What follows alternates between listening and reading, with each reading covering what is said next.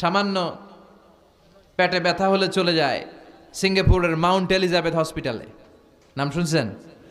মাথা ব্যথা হলে চলে যায় থাইল্যান্ডের বামরুন গ্র্যাড হসপিটালে, সামান্য হাঁচি আসলে চলে যায় চেন্নাই, মাদ্রাজ, আছে না নাই?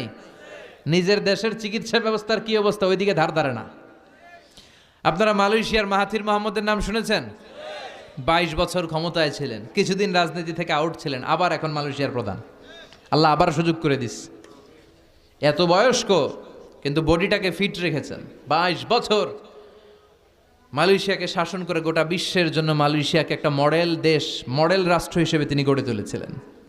ওনার হার্টে একবার ব্লক পড়েছিল, হার্টের ভেতরে রক্ত এভাবে পাম্প করতে হয়, কিন্তু যদি ব্লক পড়ে যায় এই পাম্প করাতে বাধাগ্রস্ত হয়, তখন এনজিওগ্রাম, এনজিওপ্লাস্টি করতে হয়, রিং পরাতে হয়। সে অনেক আগের কথা, তখনও এই রিং পরানোর প্রযুক্তি মালয়েশিয়াতে আবিষ্কৃত হয়, আনা হয় নাই।